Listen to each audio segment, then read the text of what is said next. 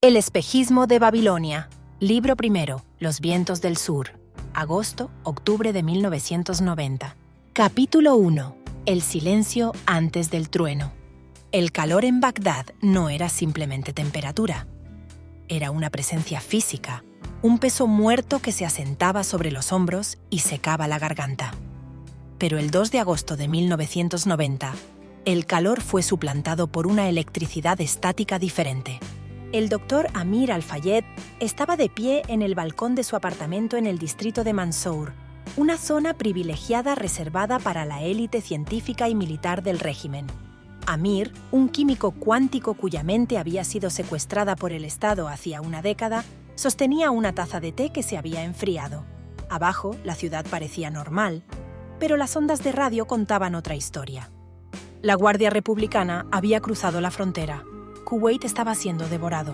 Amir no sintió el fervor patriótico que la televisión estatal, con sus himnos marciales y retratos omnipresentes de Saddam Hussein, intentaba inyectar en la población.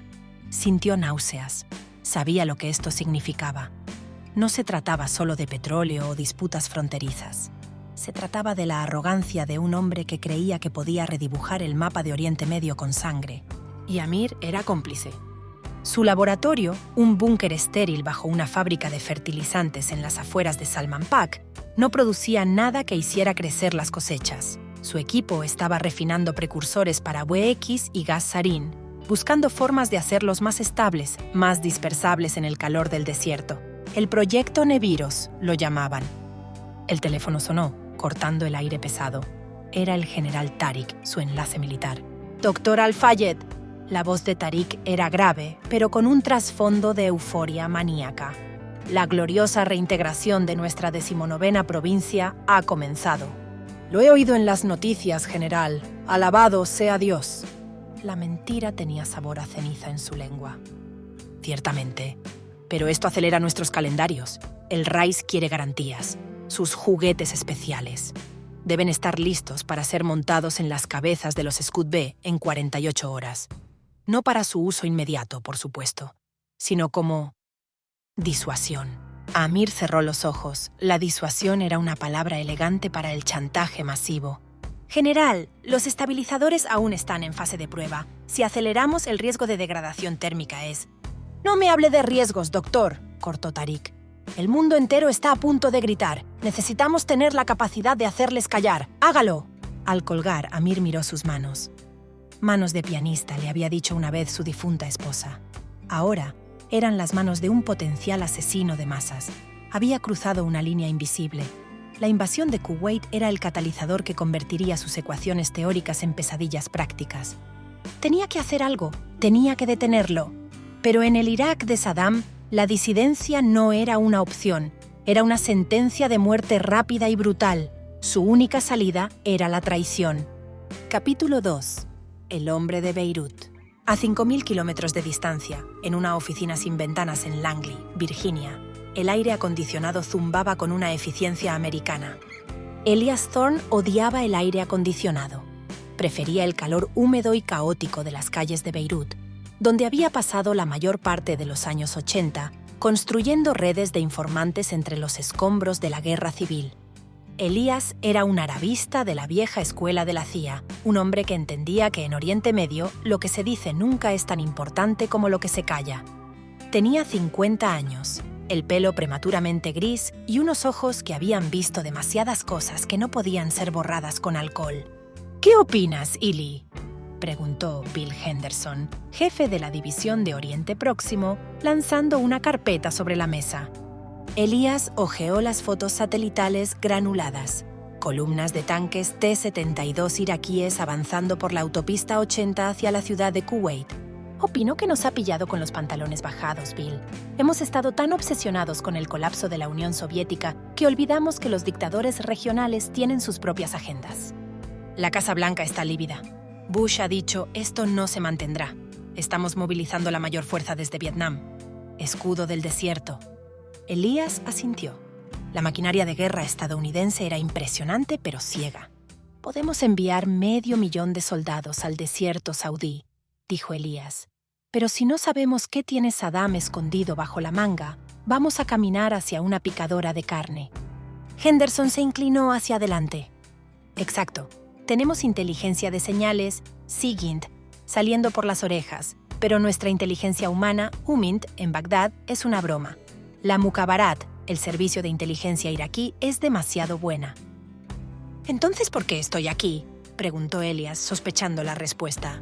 Porque hace 3 días, un mensaje cifrado llegó a nuestra estación en Amán a través de un canal muerto que no se había usado en años. Un canal que tú estableciste. El remitente usó un código de identificación que data de tu época en la Universidad de El Cairo en los 70. Arquímedes. Elías sintió un escalofrío. Arquímedes. Amir Al-Fayed.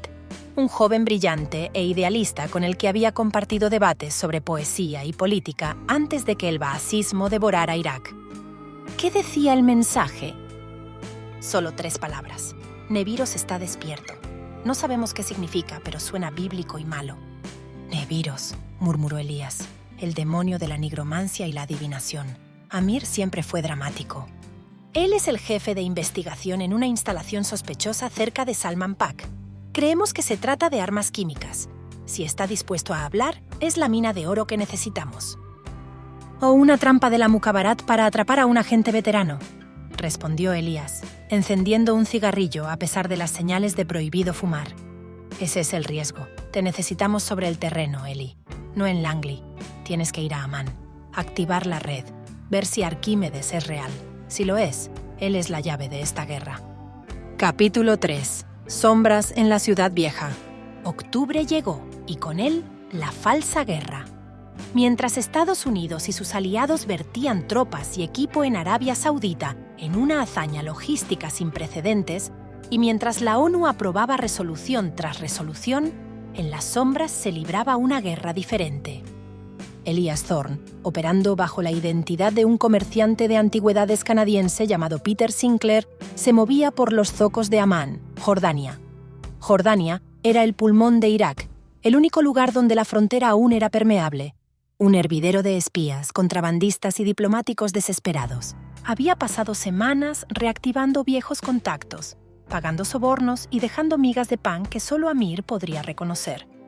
Era un juego peligroso. La Mukhabarat iraquí tenía ojos en todas partes en Amán, y su jefe de contrainteligencia, el coronel Qasim Suleiman, era conocido por su eficiencia brutal.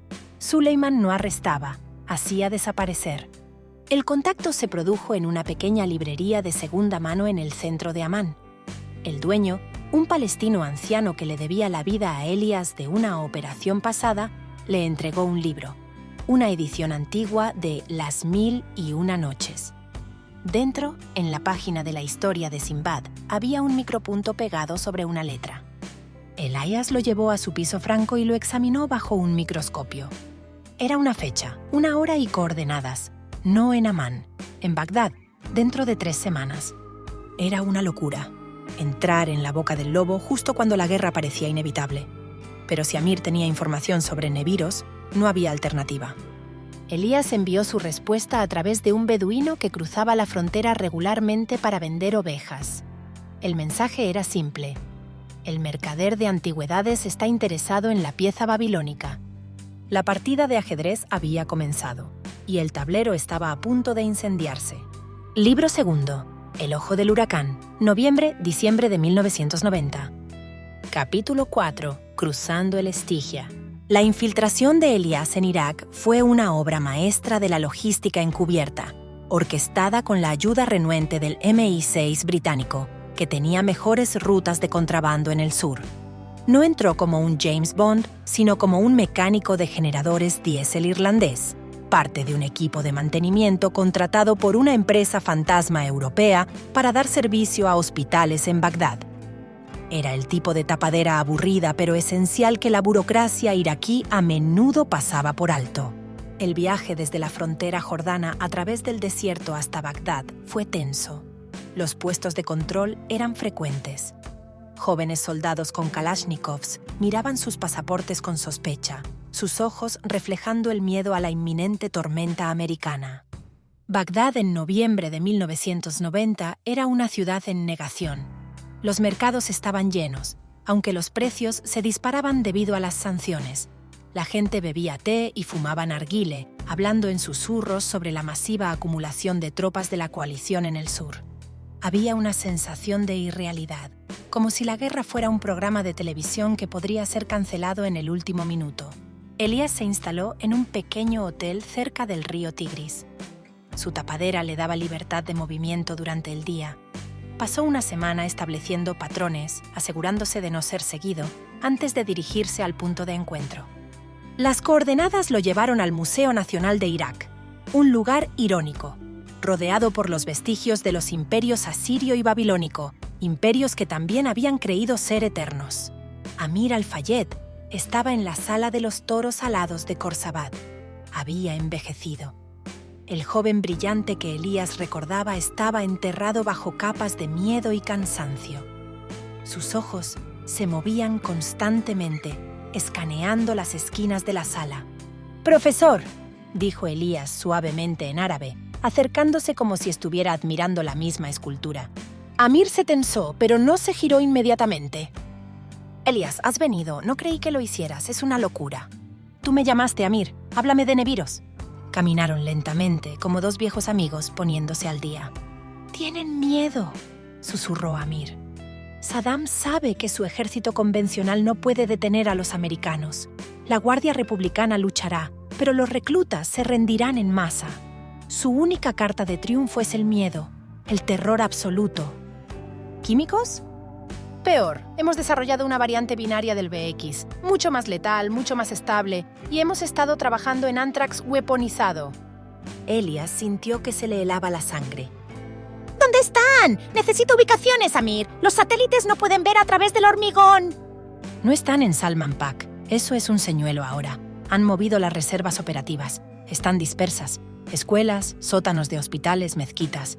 Saddam cree que no os atreveréis a bombardear esos lugares. ¡Dios mío! Elías sabía que eso complicaba la guerra exponencialmente. Si bombardeaban un depósito oculto en un área civil, la nube tóxica mataría a miles y la coalición sería culpada. Saddam ganaría la guerra de propaganda incluso si perdía la militar. «Pero hay un depósito central», continuó Amir, su voz temblando.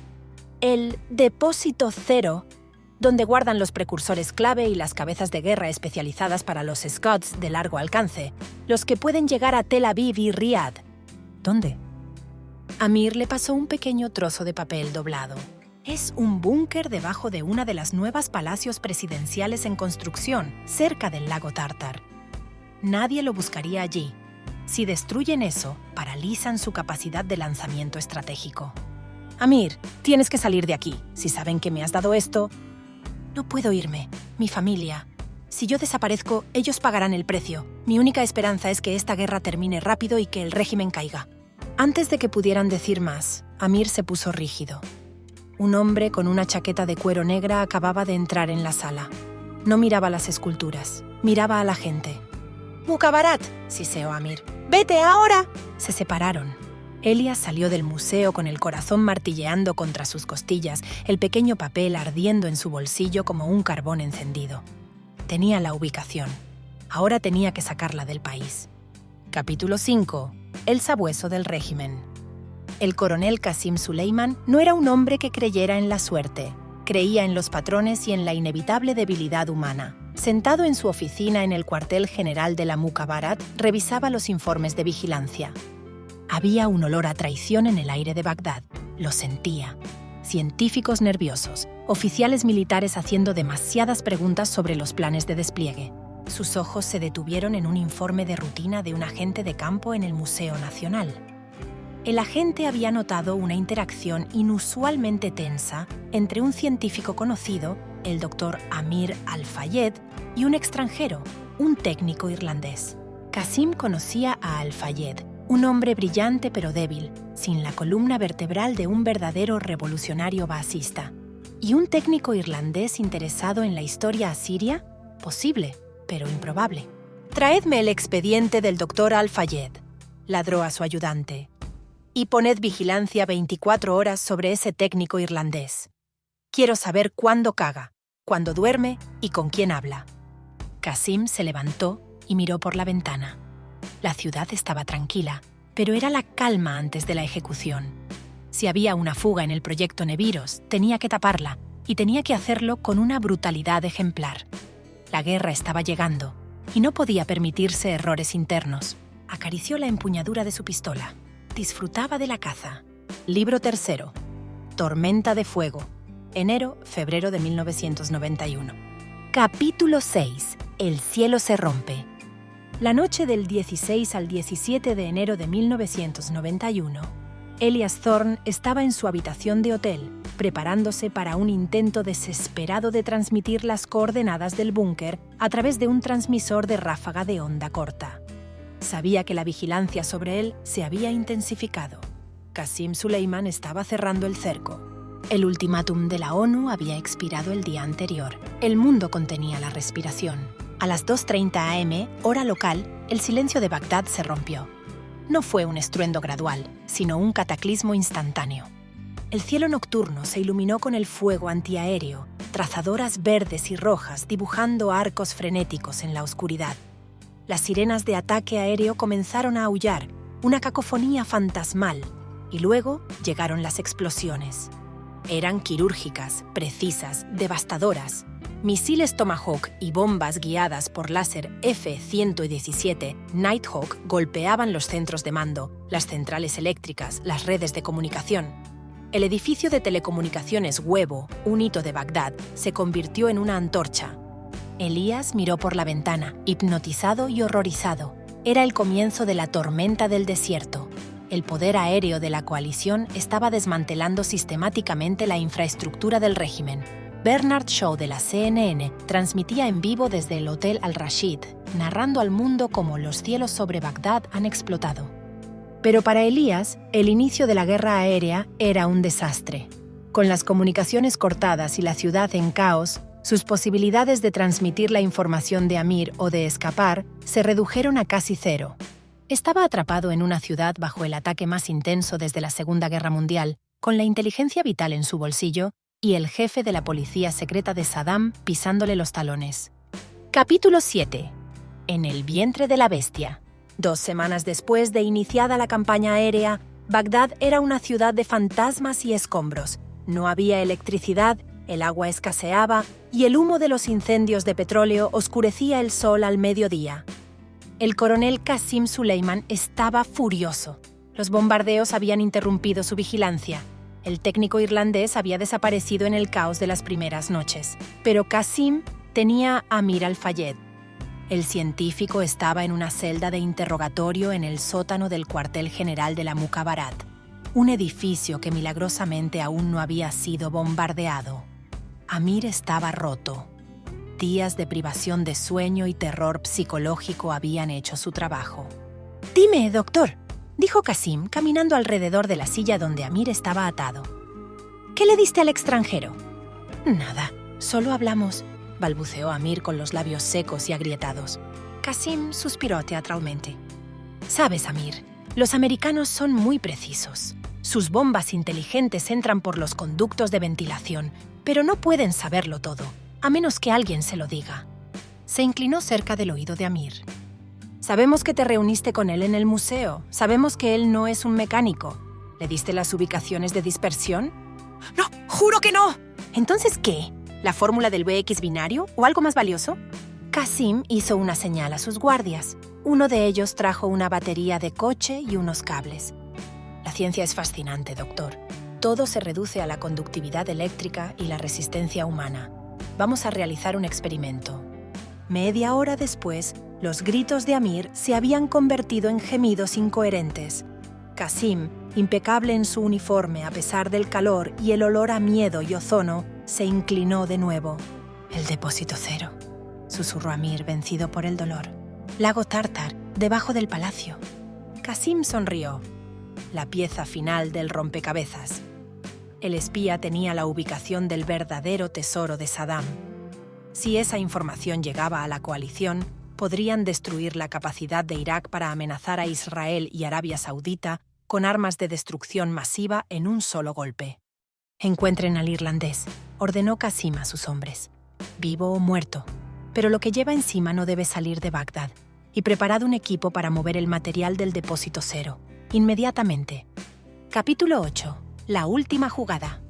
Elías sabía que Amir había caído.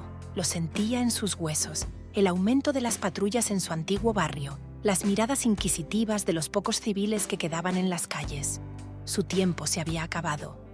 Se escondía en el sótano de una casa bombardeada en el distrito de Carrada, sobreviviendo con raciones de emergencia y agua sucia. Tenía que tomar una decisión. Intentar cruzar las líneas hacia el sur era suicida con la guerra terrestre a punto de comenzar. Su única opción era transmitir. Tenía un dispositivo de emergencia, un transmisor satelital de un solo uso, pequeño pero potente, reservado para situaciones de tierra quemada. Pero para usarlo, necesitaba salir al exterior, a un terreno elevado, para obtener una línea de visión clara con el satélite, en medio de una ciudad bajo bombardeo constante y patrullada por escuadrones de la muerte de la Mukhabarat. La noche del 23 de febrero, víspera del comienzo de la guerra terrestre, Elías se movió. Se vistió con ropas locales raídas y se cubrió la cabeza con una kefille. Se deslizó por las callejuelas, evitando los cráteres de las bombas y los puntos de control. Su objetivo era el minarete de una mezquita dañada cerca del río. Era lo suficientemente alto. Subió las escaleras de caracol en la oscuridad, con el corazón en la garganta. Cada sonido, cada ladrido de perro sonaba como una delación. Llegó al balcón del minarete. Abajo, Bagdad ardía en varios puntos. A lo lejos, hacia el sur y el oeste, el horizonte parpadeaba con la artillería distante de la coalición, golpeando las posiciones de la Guardia Republicana. Elías sacó el transmisor, extendió la pequeña antena y apuntó al cielo del sur. Introdujo las coordenadas del depósito cero. Presionó enviar. Una luz roja parpadeó, transmitiendo. Fue entonces cuando oyó las botas en las escaleras de piedra. Rápido, muchos hombres. Qasim Suleiman había anticipado que el espía buscaría un punto alto. Había apostado francotiradores y equipos de búsqueda en los edificios clave de la zona. La luz del transmisor se volvió verde. Enviado. La puerta del balcón se abrió de golpe. Elías se giró, sacando la pequeña pistola Walter PPK que había logrado introducir. Qasim estaba allí, con 3 guardias detrás de él. El coronel sonrió triunfante. «Fin del juego, señor Thorne», dijo Qasim, reconociendo finalmente al hombre detrás de la tapadera. «Un valiente esfuerzo». «Llegas tarde, coronel», dijo Elías, lanzando el transmisor por el balcón hacia la oscuridad de abajo. El pájaro ya ha cantado. La sonrisa de Qasim desapareció. «¡Matadlo!», gritó. Elías disparó 2 veces, alcanzando a un guardia en el hombro antes de que una ráfaga de AK-47 le golpeara en el pecho y el abdomen. El impacto lo lanzó hacia atrás, contra la barandilla de piedra. Cayó al suelo del balcón, mirando el cielo nocturno. Vio pasar un misil de crucero, una racha de fuego plateado. Qasim se inclinó sobre él, con el rostro contorsionado por la furia al darse cuenta de que había ganado la batalla pero perdido la guerra de inteligencia. «¿Qué has hecho?», siseó Qasim. «¿Sabes lo que traerás sobre nosotros?». Elías tosió sangre. Sus ojos se estaban nublando. Pensó en Amir, en los años en Beirut, en el frío de Langley. «He traído la lluvia», susurró Elías. Y cerró los ojos mientras el sonido de los aviones de ataque entrantes comenzaba a rugir sobre Bagdad, dirigiéndose no hacia la ciudad, sino hacia el noroeste, hacia el lago Tártar. Epílogo, cenizas y arena, marzo de 1991. La guerra terrestre duró 100 horas. Fue una derrota aplastante para el ejército iraquí. Los soldados se rindieron por miles. Las carreteras de la muerte hacia Basora se llenaron de vehículos calcinados mientras intentaban huir de Kuwait. Los pozos de petróleo de Kuwait ardían. Un último acto de rencor de Saddam, convirtiendo el día en noche y cubriendo la región con una lluvia negra y aceitosa. En un búnker de mando de la coalición en Arabia Saudita, Bill Henderson miraba las fotos de reconocimiento posteriores al ataque. El complejo del palacio en el lago Tártar había sido arrasado. Las bombas antibúnker habían penetrado profundamente. Las imágenes térmicas secundarias confirmaron la detonación de materiales químicos almacenados. La nube tóxica se había contenido en gran medida dentro del cráter subterráneo. El depósito cero había sido neutralizado horas antes de que comenzara la ofensiva terrestre. La amenaza de un ataque químico masivo contra las tropas de la coalición o Israel se había evaporado. «Lo consiguió», murmuró Henderson. «El viejo bastardo lo consiguió». No hubo desfiles para Elias Thorne. Su cuerpo nunca fue recuperado de las ruinas de la mezquita en Bagdad. Se convirtió en otra estadística invisible de una guerra televisada. El doctor Amir Al-Fayed tampoco apareció nunca. Desaparecido en el sistema penitenciario de Saddam, una víctima más de la paranoia del régimen que sobrevivió a la guerra. La guerra del Golfo terminó con una victoria militar decisiva, pero una victoria política incompleta. Saddam permaneció en el poder. Las sanciones continuaron estrangulando al pueblo iraquí. Las semillas de futuros conflictos se habían sembrado en la arena radiactiva y empapada de petróleo.